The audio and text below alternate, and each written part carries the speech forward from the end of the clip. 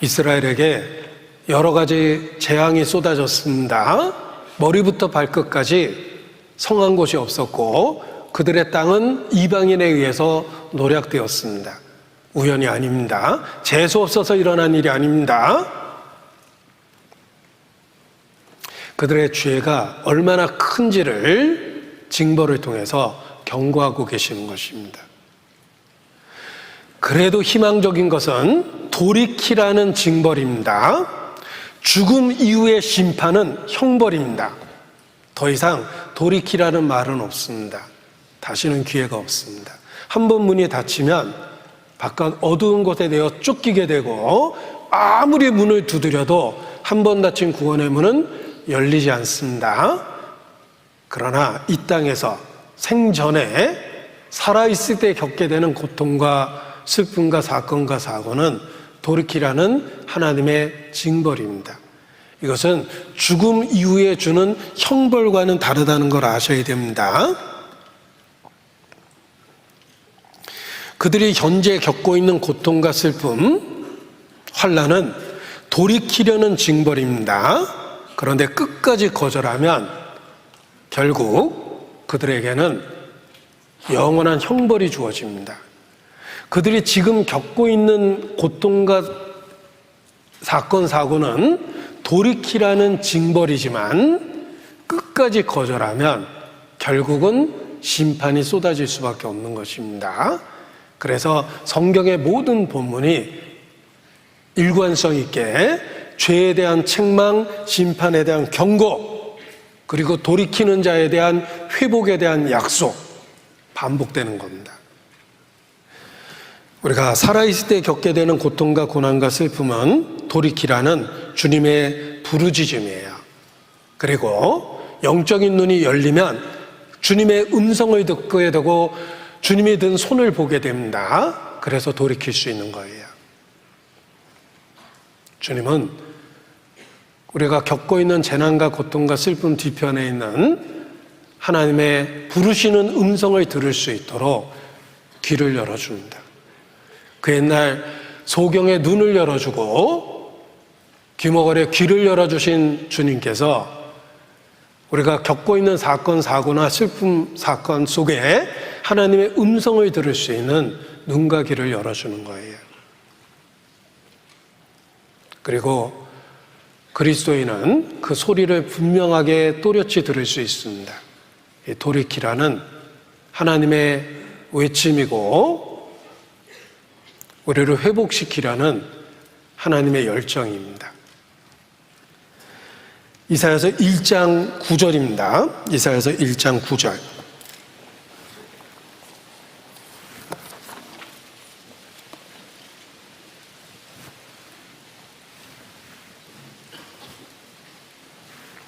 (1장 9절) 함께 있습니다. 만군의 여호와께서 우리를 위하여 조금 남겨두시 아니하셨더라면 우리가 소돔과 같고 고모라와 같았으리로다. 하나님이 조금 남겨두지 아니하셨다면 진작에 멸망했을 거다. 북이스라엘도 멸망했습니다. 그런데 남유다가 남아있죠. 남유다에게도 징벌이 쏟아지고 있습니다. 그럼에도 불구하고 완전히 멸망하지 않은 이유는 하나님이 조금 남겨두셨다라는 거예요. 하나님은 긍휼과 은혜 가운데 돌이킬 수 있는 기회를 주시는 것입니다.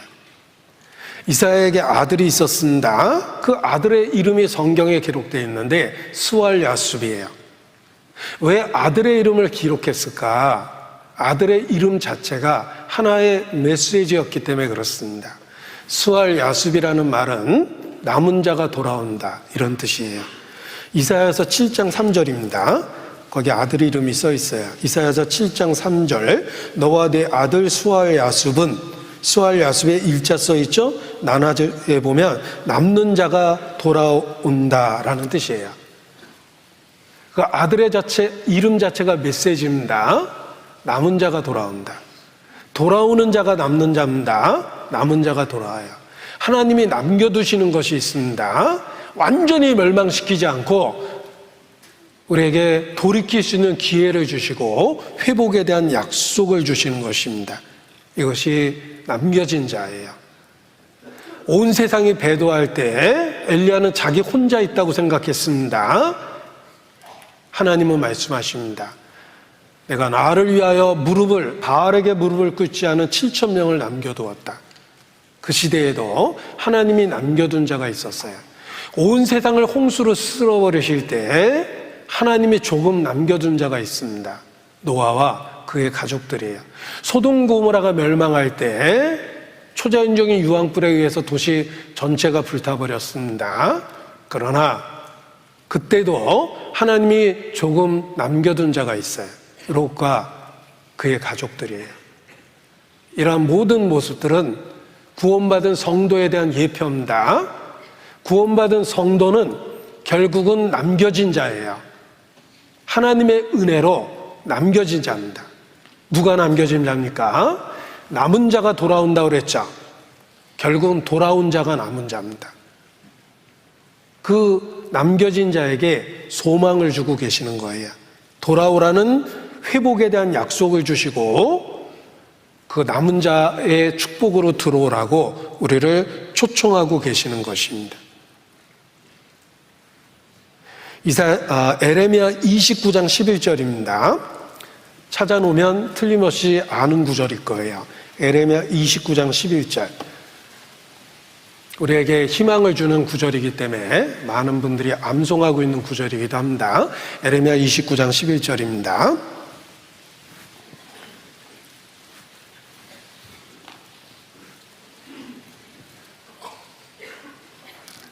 함께 읽습니다. 나 여호와가 말하노라. 너희를 향한 나의 생각은 내가 아나니 재앙이 아니라고 평안이요 너희 장래에 소망을 주려 하는 생각이라. 하나님은 돌아오는 자를 반드시 구원해 주시겠다는 회복에 대한 약속을 주십니다. 조금 남겨놓으신 거예요. 재앙과 징벌로 우리를 부르시고 그 부르심에 응답하는 자들을 구원해 주시겠다고 회복에 대한 약속을 주신 것입니다. 너희를 향한 나의 생각은 내가 아나니 재앙이 아니라 평안이라. 그냥 재앙만 주시려 했다면 얼굴을 돌리고 침묵하다가 죽음 이후에 심판해 버리십니다. 그런데 우리를 향하여 종의 손을 들고 우리를 향하여 외치고 있는 것은 돌이키는 자를 구원해 주시려는 약속을 갖고 우리를 부르시고 있는 것입니다. 장래에 소망을 주려 하는 것이야. 그래서 우리를 돌이킬 수 있도록 부르고 계시는 것입니다. 이사야서 1장 27절 본문입니다.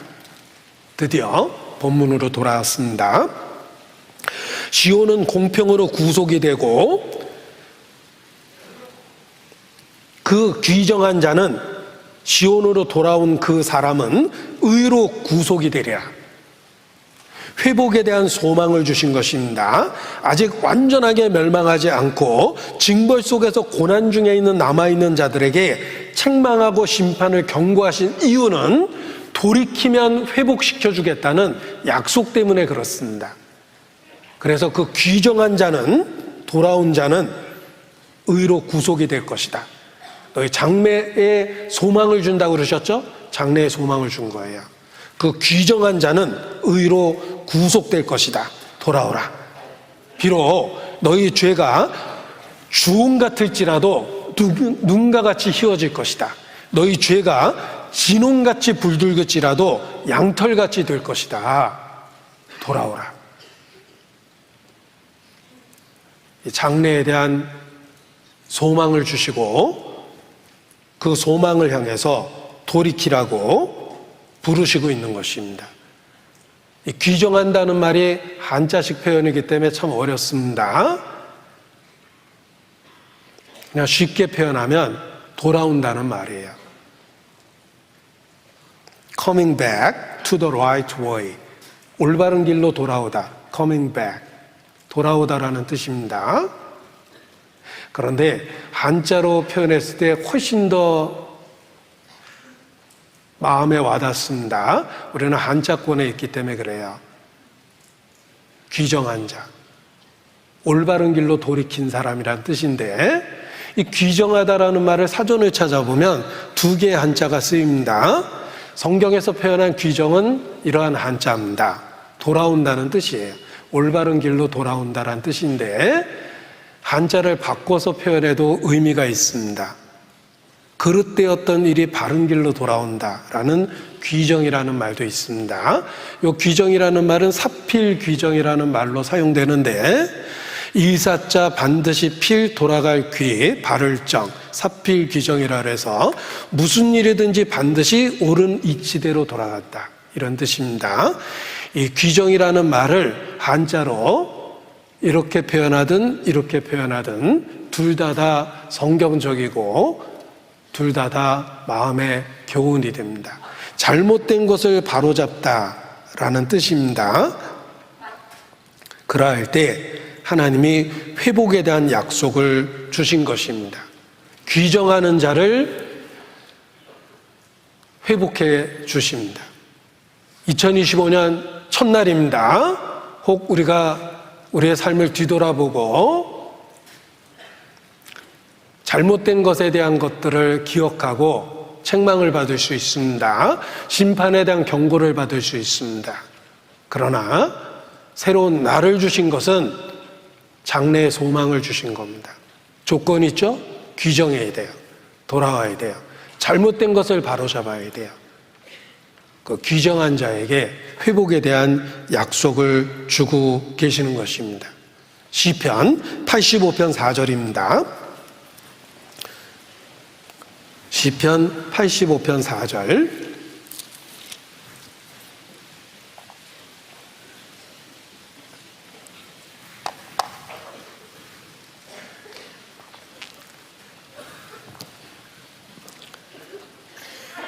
(85편 4절) 같이 읽죠. 우리 구원의 하나님이여 우리를 돌이키시고 우리에게 향하신 주의 분노를 그치소서.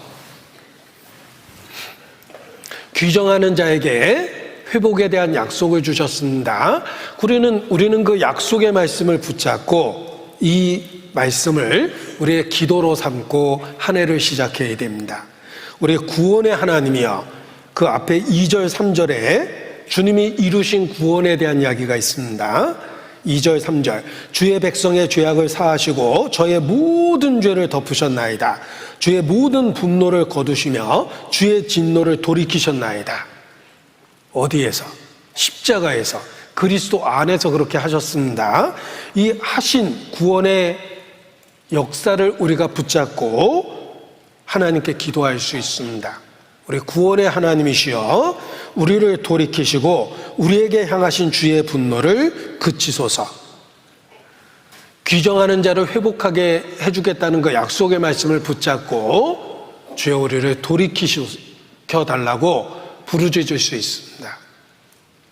주여 우리를 돌이키시고 새해 첫날 주에게 돌이키겠다는 결단과 결심이 필요한 것입니다. 보십시오. 죄가 많고 적음의 문제가 아닙니다. 돌이키는가 그렇지 않은가가 문제입니다.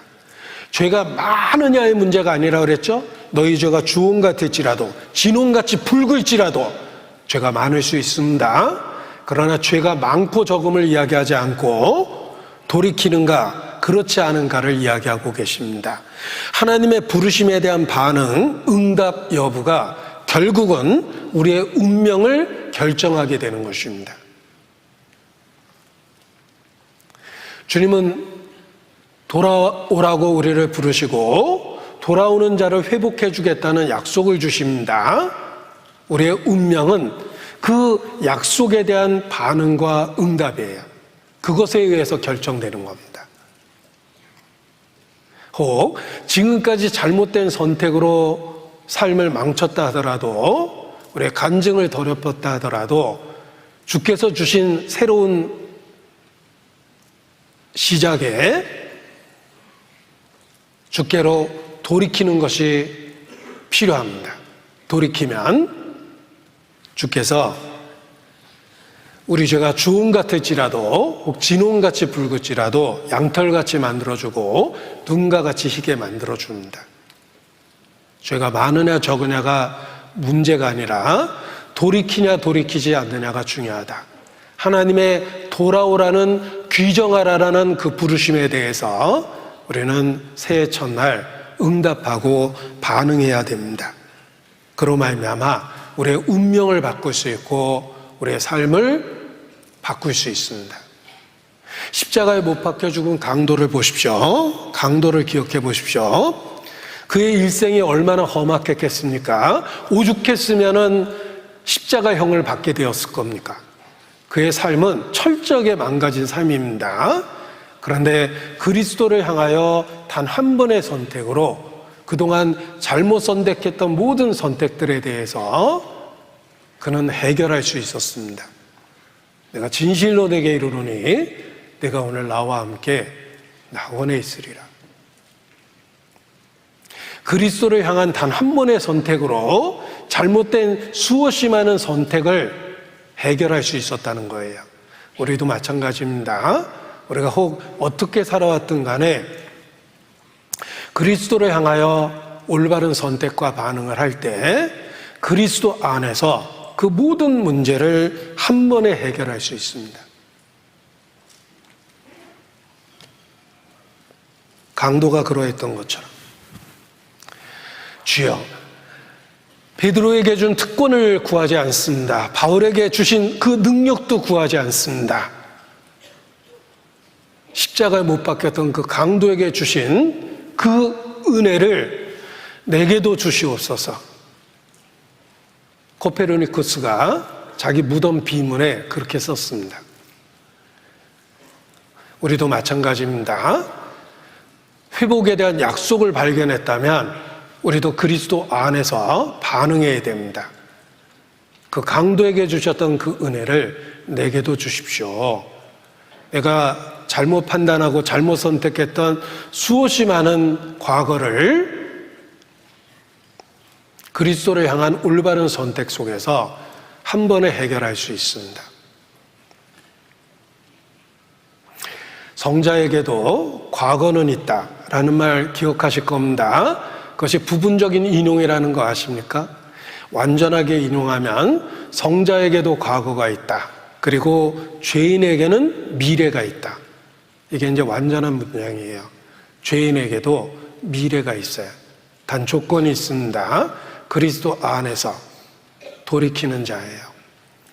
그리스도에게 반응하는 자, 화답하는 자, 응답하는 자예요.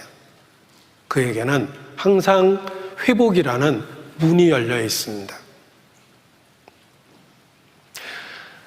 로마서 5장입니다. 로마서 5장 9절입니다.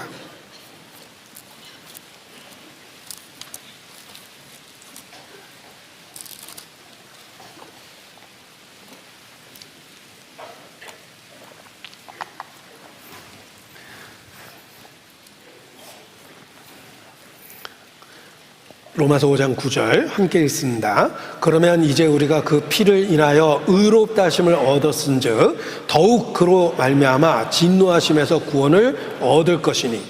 여기 중요한 건 더욱이라는 말입니다. 예수 그리스도 바깥에 있었을 때에도 그의 긍휼과 은혜를 입었습니다. 하물며 예수님을 믿고 그리스도 안에 있게 된 자는 언제든지 회복과 치유의 은혜를 얻을 수 있다는 것입니다. 우리가 그의 피로 인하여 의롭다 하심을 얻었은즉 더욱 그로 말미암아 그리스도 안에서 더욱더 큰 은혜로 언제든지 치유와 회복의 은혜를 얻게 됩니다. 그래서 날마다 새롭게 될 수 있는 것입니다.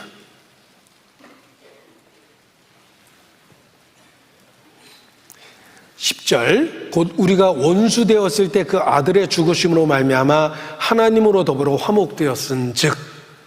원수 되었을 때도 우리를 사랑하시고 독생자를 내어주셨습니다. 우리는 그 독생자를 믿고 예수님을 우리의 구세주로 주님으로 고백하고 있습니다. 그리고 약속을 통해서 하나님의 자녀가 되었습니다. 원수 되었을 때도 아들의 죽으심을 통해 우리를 받아주셨다면 하나님으로 더불어 화목되었은 즉, 이것이 성도의 현재의 모습입니다. 하나님으로 더불어 화목되었은 즉, 화목된 자로서는 더욱 그의 살으심을 인하여 구원을 얻을 것이라. 이 더욱이라는 말의 의미가 우리 마음에 새겨져야 됩니다. 내가 원수 되었을 때도 십자가를 통해 나를 받아주셨습니다. 이제 십자가를 통해서 하나님의 자녀가 되었고 하나님과 화목해졌습니다. 더욱 그 화목된 자로서 우리에게 치유와 회복의 은혜를 주신다는 것입니다. 11절 같이 읽죠. 이뿐 아니라 이제 우리로 화목을 얻게 하신 우리 주 예수 그리스도로 말미암아 하나님 안에서 또한 즐거워하느니라.